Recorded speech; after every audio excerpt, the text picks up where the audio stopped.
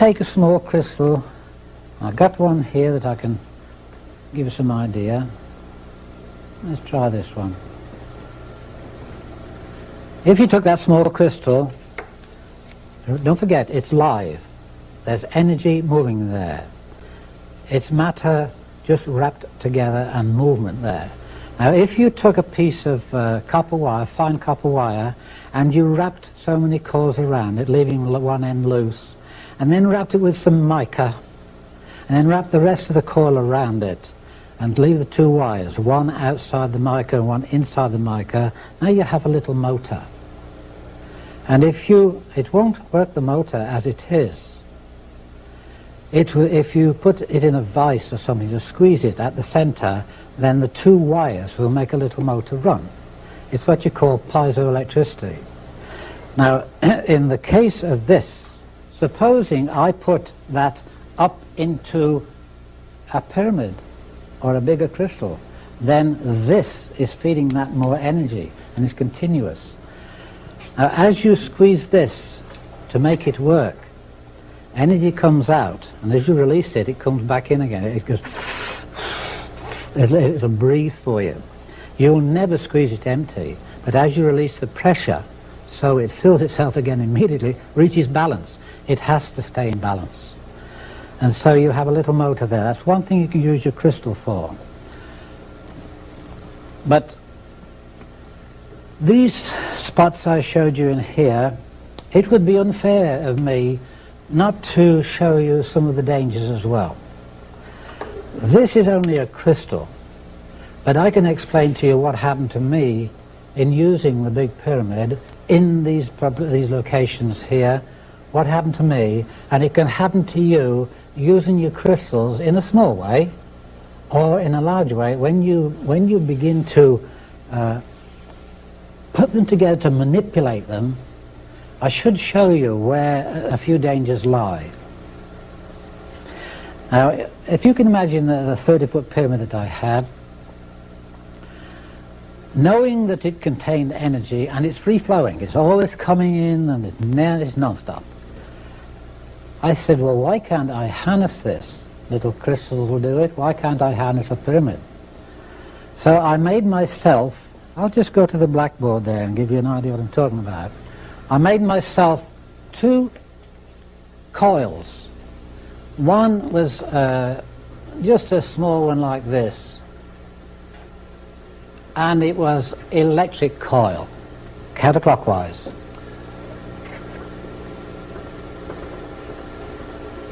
And I hung that in the top of the pyramid. But before I did that, it was stove wire, and there's about 8 strands of copper wire and stove wire. And I undid them and made them into a lot of fingers like this, spread them out, something like an antenna. And this end here, I just hung it up, fastened it up onto the beams, and that was right in the peak.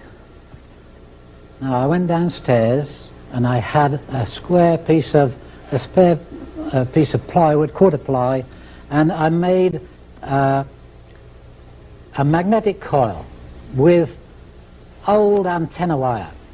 It was double wire. And I put one end straight through into the earth, and so looking at it like this, it stuck through there, and my coil is on here like that.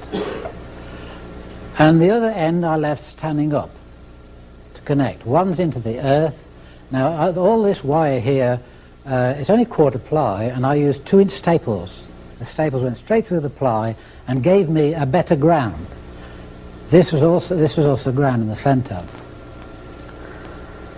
Now, there are many things that have happened to me in my time that I can't really explain. There are many things that I have known, but don't know how I know.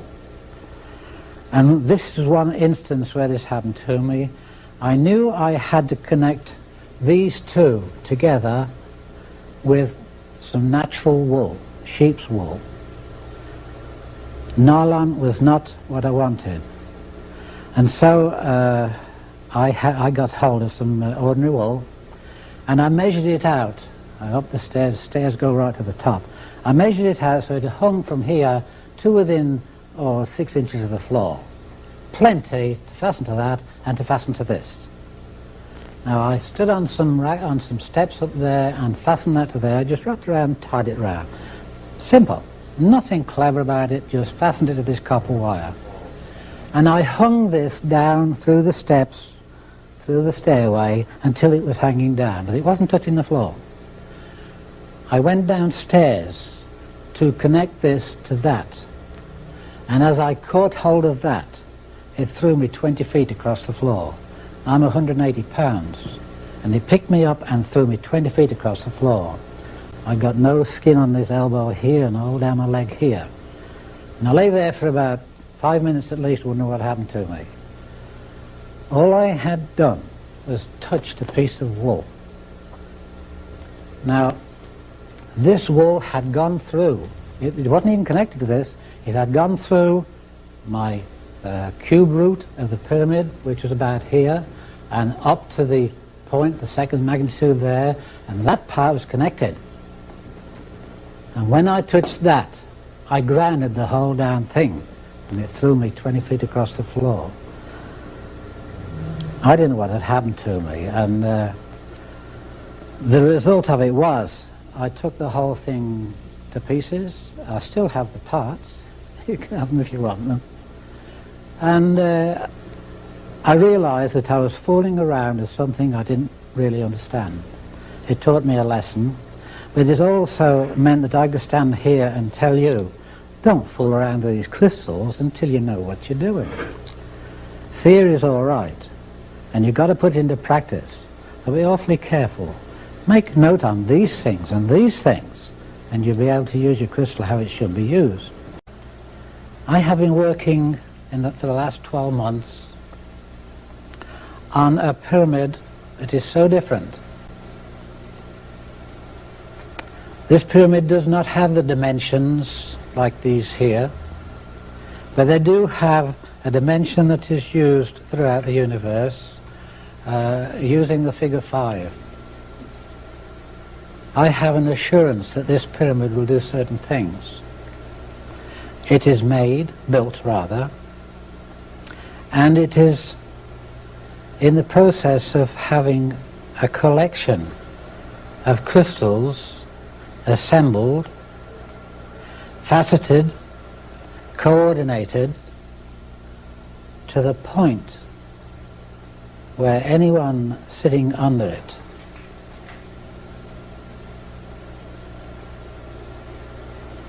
cancer would be halted. I can't say too much about it yet. I haven't finished it. But I know, as I knew those other things, that I must build this pyramid. And I must use these crystals with the help of my friends. I can't do this by myself. I have friends all over the place who volunteer for this, that and the other. And the crystals I had no hope of getting. But, you know, when you have faith, you don't need hope. It just comes. It's not a matter of wishing for it. Of course you wish for it, you hope for it. But this is such a fantastic thing. And probably when people hear what I have to say, they will ridicule me. Good for you. I don't take that ridicule. I don't accept it. I stop it right there. I know what's happening. I know I'll have a pyramid that will halt cancer. But I think it was this year, but I'm not quite sure yet.